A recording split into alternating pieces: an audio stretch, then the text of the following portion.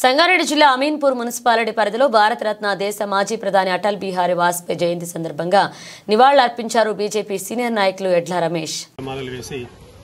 Ameenpur town committee ఆధ్వర్యంలో ఆయనకు ఘన నివాళులు అర్పిస్తూ ఆయన చేసినటువంటి ఈ దేశానికి ఆయన చేసిన సేవలను గుర్తు చేసుకుంటూ ఆయనకు నివాళులు అర్పించడం జరిగింది. దేశ స్వాతంత్ర్యం కోసం 23 రోజులు జైల్లో ఉండి మన దేశ స్వాతంత్ర్యం కోసం బ్రిటిష్ వారి కబంధాస్తాల నుంచి ఈ దేశానికి విముక్తి కల్పించడం గురించి ఆయన చేసినటువంటి పోరాటం చాలా అనేక సందర్భాల్లో గుర్తు చేసుకున్న విషయాన్ని సందర్భంగా గుర్తు చేస్తూ 23 రోజులు ఆయన జైల్లో ఉండడం జరిగింది. తర్వాత దేశ స్వాతంత్ర్యం తర్వాత భారతీయ జనతా పార్టీ ఆవిర్భవించడానికి ముందు కూడా భారతీయ జనసంఘ్ 2 సీట్ల నుంచి ప్రారంభమైనటువంటి ఈ భారతీయ జనతా పార్టీ ఆనాడు కాంగ్రెస్ ఇతర మొట్టమొదటి గవర్నమెంట్ కాంగ్రెస్ ఇతర మొట్టమొదటి గవర్నమెంట్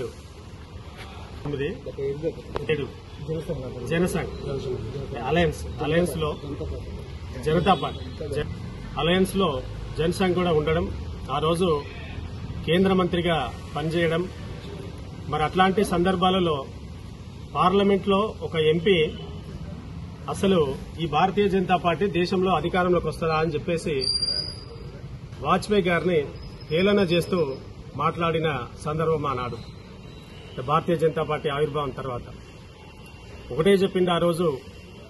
ఈరోజు ఈ దేశ ప్రజలు ముందు వాస్తవాలను గుర్తిస్తారు, భారతీయ జనతా పార్టీ ఖచ్చితంగా ఈ దేశంలో అధికారంలోకి వస్తుంది, ఈ దేశాన్ని పరిపాలిస్తుంది అని చెప్పేసి ఆనాడే వాజ్పేయి గారు పార్లమెంట్ లో చెప్పడం జరిగింది.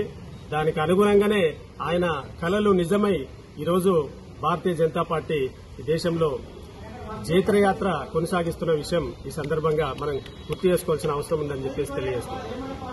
ఆయన ఒక విలువలు కలిగిన రాజకీయ నాయకుడే కాకుండా ఒక కవి, ఒక దేశ స్వాతంత్ర సమర యోధుడు, ఆయన కవి కూడా.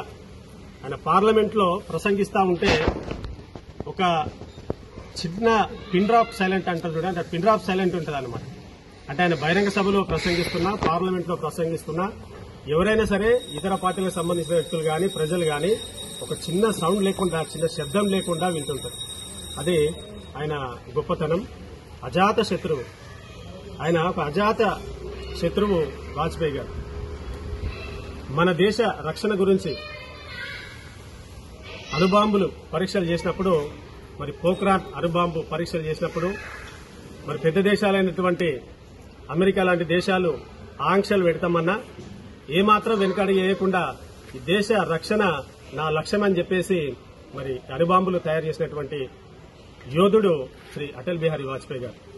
అదేవిధంగా మన దేశం నుంచి సపరేట్ అయినటువంటి పాకిస్తాన్ లో కూడా వాజ్పేయి గారికి అభిమానులు ఉన్నారంటే ఆయన వ్యక్తిత్వం, ఆయన నాయకత్వం ఎట్లాంటిదో ఈ సందర్భంగా మనం గుర్తు చేసుకోవచ్చు. ఈ దేశంలో ఉన్నటువంటి ప్రతి ఒక్కరూ ఎట్లాంటి తారతమ్యాలు లేకుండా ప్రతి ఒక్కరూ సంతోషంగా ఉండాలి.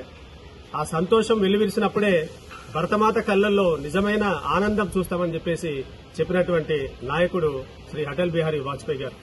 ఈరోజు మనం చూస్తున్నాం, ఇక్కడ అమీన్పూర్ లో కూడా ప్రధానమంత్రి గ్రామీణ సడక్ యోజన కింద రోడ్ల విస్తరణ కార్యక్రమంలో భాగంగా మన అమీన్పూర్ లో కూడా అనేక రోడ్లు వేయడం జరిగింది ఆనాడు.